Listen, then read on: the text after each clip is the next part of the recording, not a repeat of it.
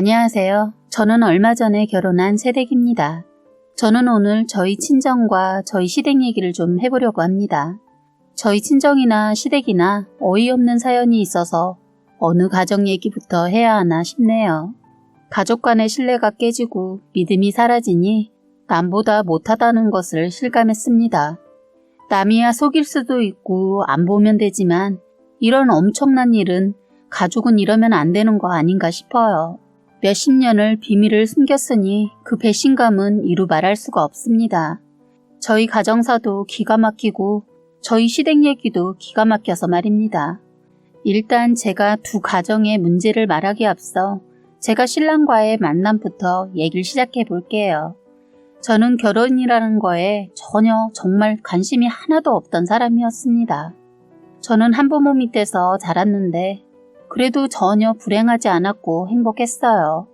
아버지 없이 엄마랑 살았는데 단둘이 산 건 아니고 외할아버지와 외할머니, 삼촌 둘 이렇게 같이 살았어요.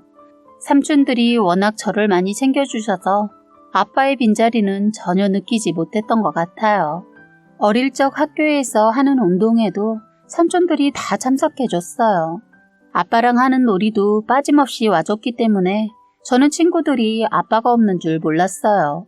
간혹 한두 명이 왜 아빠를 삼촌이라고 부르냐고 놀려대는 애들도 있었지만 굳이 대꾸하지 않았던 것 같네요. 그렇게 유년 시절을 아무 탈 없이 보냈고 청소년기도 사춘기란 거 없이 무탈하게 잘 보냈는데 성인이 되어서 어느 정도 나이가 찼을 때 집에서 결혼 얘기가 나왔는데 무관심이었어요. 결혼에 대해 엄마의 영향이 전혀 없다고는 말을 못하는 게 어릴 적 엄마를 보면 혼자 지내시는 모습을 보니까 꼭 결혼을 해야 하나 싶었던 것 같아요. 그리고 엄마는 재혼도 하지 않고 저만 바라보고 사셨어요. 그래서 더 엄마와 함께 끝까지 함께하면서 친구가 되어주고 싶었던 것 같습니다. 엄마는 저와 얘기하고 같이 있으면 행복해 하셨거든요. 그런데 뜻하지 않게 저에게 저의 난구님이 온 거죠. 사랑하는 사람이 생기니까 엄마에게 죄송하게도 결혼이 하고 싶더라고요. 저는 신랑과 결혼을 결심하게 된 계기도 어찌 보면 신랑의 가정 환경이 한몫했어요. 너무 행복해 보이고 가족 간의 사랑이 느껴졌어요. 그리고 무엇보다 아버님이 자식들을 사랑하는 모습이 인상 깊었어요. 아버지 없이 자란 저는 그 모습을 보고 아버지란 저런 분이구나 라고 느꼈어요. 한없이 주기만 하는 모습에 반했거든요. 시누이 한 명 있는데 아버님이 다 큰 딸인데도 이뻐서 어쩔 줄 몰라 하더라고요. 많이 부러웠습니다. 저도 나름 삼촌들한테 받은 사랑이 있는데도 느낌이라고 해야 하나 뭔지는 모르겠는데 다른 것 같았어요. 이런 가정이면 나도 행복하겠구나 싶었습니다. 그리고 시어머니도 사업을 하신 분이라 그런지 화통하시고 시원시원하셨어요. 그리고 결혼 전까진 몰랐는데 나중에 결혼하고 보니 엄청난 부자인 것도 알게 되었네요. 그냥 잘 사는 집 정도라고 알고 있었는데 제가 생각했던 것보다 더 잘 살더군요. 그런데 저야 어렵게 자라서 그런지 돈에 큰 욕심은 없어요. 그냥 굶어 죽지 않을 정도의 돈만 있으면 된다는 생각을 가지고 있는 사람이라 시부모님이 부자라고 해도 크게 관심이 안 가더라고요. 저도 일을 하고 있고 신랑도 열심히 살고 있으니까 관심 없었어요. 그리고 저희 돈이 아니고 시부모님 돈이니까요. 나중 일은 미리 고민하는 성격이 아니라서 부자라고 해도 그냥 그렇더군요. 그런데 부자인 것 때문에 일이 생기기도 하더군요.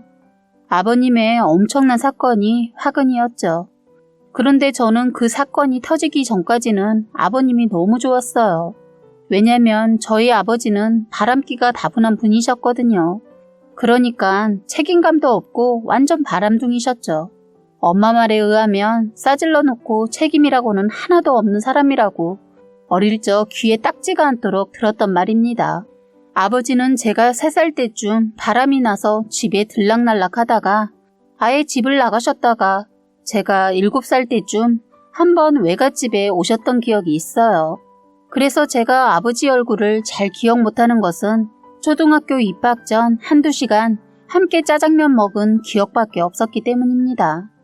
하도 집에 없다 보니까 사진을 같이 찍은 것도 없고 엄마와 아버지 결혼사진도 있었지만 엄마가 제가 4살 때쯤 결혼사진 다 찢어서 불태워버렸다고 하더군요. 그리고 저랑 엄마 할머니와도 같이 살다가 아버지가 바람나서 집에 오지 않자 엄마는 저를 데리고 집을 나와버렸다고 해요. 그래서 저는 어릴 적 외할머니, 외할아버지, 엄마, 삼촌들 이렇게 같이 살았었어요. 저는 어릴 적에 너무 충격적이어서 기억에 생생하게 남아있는 사건이 하나 있습니다. 아버지는 몇 년 만에 집에 왔다가 엄마랑 제가 친할머니랑 살고 있지 않다라는 것을 알고 외가로 저를 만나러 찾아왔다고 해요. 엄마는 저를 절대로 보여주지 않겠다고 했는데 아빠가 엄마 모르게 찾아와 저를 데리고 짜장면을 사주게 되었다고 하더군요. 엄마는 저를 잃어버린 줄 알고 동네에서 난리가 났고 나중에 아버지가 저를 데리고 갔다는 동네 사람들 말을 듣고 가게에 찾아와서 엄마가 난리를 폈던 기억이 있어요. 그때 당시 삼촌들도 같이 왔었는데 아버지를 마구 때리고 가게 안이 아주 난리가 아니었어요. 아버지 당신이 100번 잘못해서 그런지 맞고만 있었던 걸로 기억에 있네요. 그때 당시에는 가족 간의 폭행이라는 게 지금처럼 강하게 처벌하던 때가 아니었어서 삼촌들도 아버지를 마구 때렸던 것 같아요. 삼촌은 아버지를 어떻게든 만나게 되면 밟아버린다고 노래를 불렀는데 그때 정말 원 없이 밟아버린 것 같았습니다. 그래서 저는 아버지 얼굴보다 아버지가 죽도록 얻어터진 기억밖에 없어요.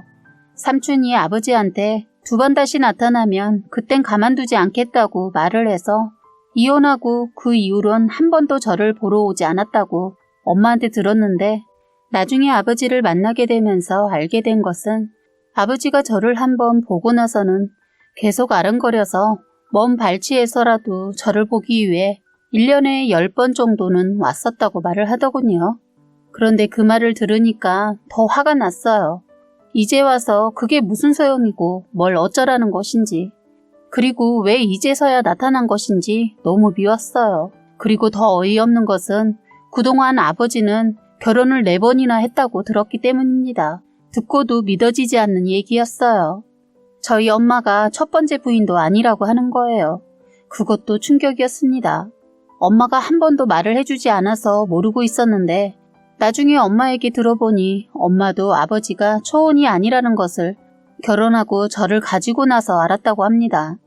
엄마가 나중에 알고 나서 충격을 받았지만 친정에는 알리지 않았다고 해요.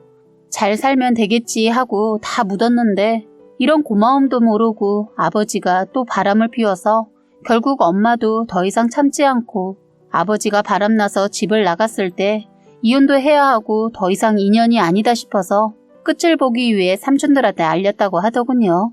원래 아버지는 엄마와 결혼 전 전부인과 이혼하고 바로 엄마를 만나면서 결혼을 했다고 합니다. 전부인한테는 애가 하나 있었다고 하네요. 그러다 엄마랑 헤어지고 실컷 이 여자 저 여자 바람피다 새파랗게 젊은 여자랑 또 결혼해서 애 2 낳고 또 헤어져 지금 살고 있는 부인에게서 또 자식이 3이나 있다는 거예요. 정말 기가 막혔습니다. 그러니까 저에게 이복 형제가 자그만치 6명이나 있다는 거예요. 저는 원하지 않은 이복 오빠가 1명 있고 나머지 어린 이복 동생이 5명이나 있다는 말에 기절하는 줄 알았네요. 헐이라는 이런 말을 이럴 때 쓰는가 봅니다. 아버지한테 저는 왜 알고 싶지도 않은 그런 얘기를 하냐고 따지고 물었어요. 아버지 한다는 말이 자기도 혼자라서 외로운데 저랑 이복 오빠가 혼자라 걸린다는 그런 말을 하더군요. 걱정 붙들어 매라고 했습니다. 그런 이복 오빠나 동생 없어도 하나도 외롭지 않다고 하니까 또 어이없는 말을 하는데 인간 같지 않았어요. 아니 어떻게 인생을 저렇게 살았는지 이해가 안 됐습니다. 더 기가 막힌 것은 저 결혼한다는 소식을 어떻게 듣고 그동안 먼 발치에서만 보다가 꼴의 아버지라고 결혼식에 제 손을 잡고 들어가고 싶다고 그 말할 땐 정말 무릎 꿇고 비는데 저는 절대로 받아줄 수 없었어요. 그래서 저는 아버지한테 절대로 오지도 말라고, 시댁에는 아버지가 어렸을 때 돌아가셔서 외삼촌이 아버지나 다름없이 컸다고 말해뒀으니까 사람 죽는 꼴 보고 싶지 않으면 오지 말라고 했습니다. 더 기가 막힌 것은 아버지의 말이었어요. 자식들이 그렇게 많아도 딸이라고는 저 하나뿐인데 어떻게 모른 채 하냐는 겁니다. 저는 커피숍에서 만나서 얘기를 하는데 주변에 누가 있든 없든 신경 쓰지 않고 마구 쏘아붙이며 말했어요. 다신 찾아오지도 말고 전화하지도 말라고, 그냥 제 인생에서 꺼져달라고까지 했습니다. 제 말이 심하다 싶었는지 손을 올리려 하더군요. 그래서 한번 때려보라고 머리를 들이댔어요. 자신도 더 이상 안 되겠는지 그냥 자리에서 일어나 나가더군요. 저는 나가는 그 사람 뒤통수에 대고 소리쳤어요. 저는 오빠도 동생도 없으니까 두 번 다시 형제 어쩌고 말하지 말라고 소리쳤습니다. 그 이후 아버지란 사람의 소식은 전혀 들을 수 없었습니다. 그래서 저는 결혼 전 그냥 신랑이랑 같이 입장했습니다. 그런데 이 사람이 이렇게 나온 엄청난 이유가 있었는데 그걸 알게 되었네요.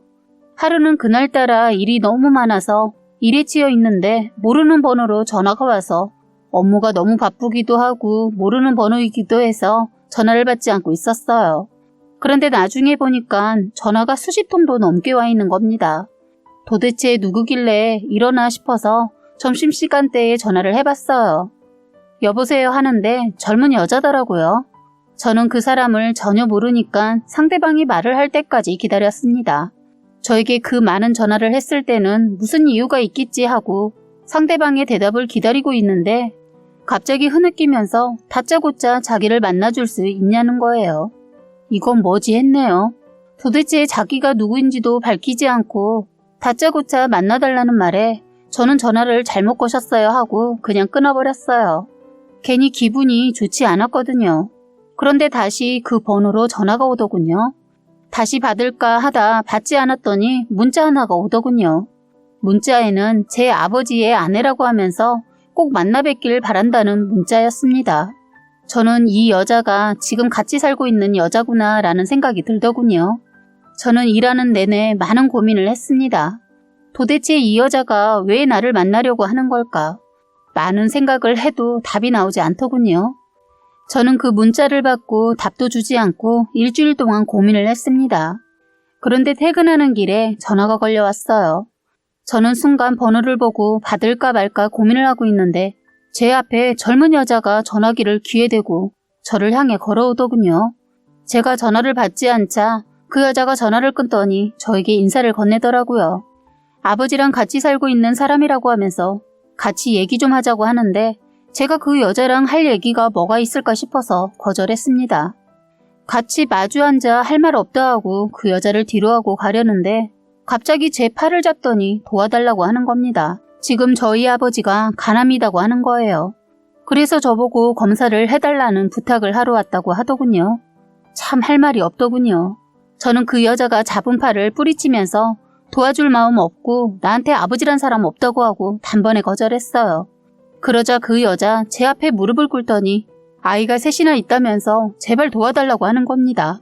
순간 아버지라는 인간이 있다는 게 너무 싫었어요. 저는 이 여자한테 저도 임신 준비하고 있어서 절대로 못 해주고 검사 꿈도 꾸지 말라고 하면서 뒤돌아서는데 이 여자 저한테 달려와 제발 부탁한다고 매달리더군요. 그러면서 오빠라는 사람한테 찾아가서 부탁했는데 그 이복 오빠도 모른다고 했다고 저한테 부탁한다고 매달리더군요. 저는 모르는 일이라고 지금까지 남처럼 살았듯이 앞으로도 그렇게 살자고 하고 저는 땅바닥에 주저앉아 울고 있는 여자를 뒤로하고 택시를 잡아타고 그 자리를 떠났어요. 가만히 보니까 아버지라는 사람, 제 결혼이 문제가 아니고 간 때문에 내 앞에 나타난 건 아닌가 싶더군요. 행여나 자기가 못 준 사람 죽을 때가 되니까 결혼식 때나 손잡아 주려고 나타났는지도 모르겠지만 이건 아닐 거라고 생각하고 싶어요. 저는 이렇게 어마어마한 고민이 생기게 되었습니다. 제가 어떻게 해야 할지 모르겠습니다.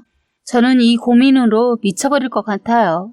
그런데 안 좋은 일은 겹쳐서 온다는 말이 있는데 이제부터 아까 말씀드리지 못한 시댁 얘기를 해볼게요. 저희 시댁에 대형 사고가 났습니다. 제가 그렇게 부러워한 저희 시댁에 엄청난 일이 생긴 겁니다. 아버님을 너무 좋아했는데 저희 아버님도 저희 아버지와 별 다를 게 없다는 걸 알았습니다. 바로 아버님이 어머님을 만나기 전에 여자가 있었는데 저희 어머님 쪽이 워낙 잘 살았던 부잣집이라 시아버지는 그 여자를 버리고 어머님을 선택해서 결혼까지 했다고 해요. 그 여자는 아버님이 결혼을 하고 나서 아이를 가진 것을 알고 혼자서 몇 년을 키우다 생활이 어려워지자 아버님을 찾아왔다고 합니다. 아버님은 가정을 깨고 싶지 않아서 그 여자와 아들 뒷바라지를 해주는 조건으로 숨어서 지내라고 했다고 해요. 그래서 그 여자는 정말 숨어서 지냈다고 하는데 이게 있을 수 있나 싶었어요. 그 여자라는 분이 워낙 순진해서 아버님 말을 들어왔었다고 하더군요. 그렇게 어머니 모르게 보살펴 왔는데 신랑의 이복형이 그 사실을 모르고 살다가 이번에 자기 아버지에 대해 알게 되면서 저희 시댁에도 밝혀지게 되었네요. 이게 가능한가 싶었어요. 어쨌든 문제는 그 아들이란 사람이 학교 때도 성인이 되어서도 속을 썩여서 아버님이 그 아들 모르게 그리고 계속 어머님 모르게 뒷수습 다 해오고 있었는데 결국 남편의 이복형이 모든 걸 알고 어머님 앞에 나타난 거예요. 신랑의 이복형이 아버님에 대해 알게 되면서 아버님은 가족들 모르게 혼자서 수습해보려고 그 아들한테 조금만 더 기다리고 있으면 어느 정도 재산을 떼어주겠다고 약속을 했는데 아버님이 얘기한 재산이 자기 성에 안 차기도 하고 아버님이 자꾸 미루니까 그 남자는 기다리지 못하고 더군다나 시아버지 쪽이 부자라는 것을 알고 더 많은 욕심을 부리고 겁도 없이 어디서 들은 것은 있었는지 이복 형제도 법률상으로 상속 권한이 있다고 하면서 어머님 앞에 나타난 거죠. 그런데 아주 어리석은 짓을 하고 만 겁니다. 그 많은 재산은 다 어머님 앞으로 되어 있거든요. 아버님은 어떻게 해서든 어머님 꼬셔서 재산을 빼돌려서 그 아들한테 주려고 했던 거 봐요. 어머님도 그 일이 있기 전에 진짜 아버님 앞으로 어느 정도 재산을 돌려놓으려고 했는데 그때 신랑의 이복형이 나타난 겁니다. 아주 타이밍을 잘 맞춰줘서 말입니다. 이렇게 해서 저희 시댁에 한바탕 난리가 났습니다. 그 남자는 아버님을 협박하고 어머님도 협박하고 거기다 저희 신랑과 시누이까지 협박을 했어요. 어머님은 아버님과 이혼을 하려고 했지만 재산 분할이라는 게 있어서 그냥 이혼하지 않고 별거로 들어갔어요. 시아버지도 나중에는 법으로 가겠다고 했지만 애지중지하던 하나뿐인 딸이 결혼식을 앞두고 있었고 어느 누가 봐도 아버님이 불리한 싸움이었어요. 저희 친정아버지와 저희 시아버지 정말 남자가 뭔지 가만히 보면 이른 남자들이 벌려놓고 뒷감당은 여자 몫인 것 같아요. 왜 남자가 치울 쓰레기를 왜 여자가 해야 하는지 답답하네요. 너무 답답한 마음에 누군가에게 털어놓고 싶어 이렇게 글을 쓰게 되었습니다.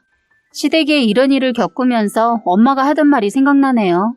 혹시라도 네 아버지가 결혼이라도 했으면 나중에 네 이복 동생들이 네 앞길을 막으면 어쩌냐 하고 걱정하셨는데 그 말이 저한테가 아니라 저희 신랑한테 이런 일이 일어날 줄은 꿈에도 정말로 몰랐습니다. 저한테는 동생들이 문제가 아니고 아버지가 걸림돌이 되었네요. 아직 엄마에겐 아버지 사실을 말하지 않았는데 어떻게 해야 할까요? 저는 지금 아버지 때문에 문제이고 저희 시댁은 시아버지 때문에 아주 시끄럽습니다. 그 이복형이라는 사람이 나서서 설치는 바람에 땡전 한 푼 못 받고 아버님은 집에서 쫓겨나 어머님과 지금 별거 중이십니다. 그리고 그 남자 저희 시댁집에 와서 행패를 부려서 접근 금지 가처분 신청이 되어 있습니다. 이를 위반했을 경우 형이 무겁고 벌금도 만만치 않고 구류의 처벌도 받을 수 있다고 해서 그런지 아직은 조용히 지내고 있는 걸로 알고 있네요. 아버님을 이제는 다시 볼 일이 없을 것 같네요. 어머님은 돈이 많으니까 변호사가 다 알아서 해결을 해주시는 것 같았습니다.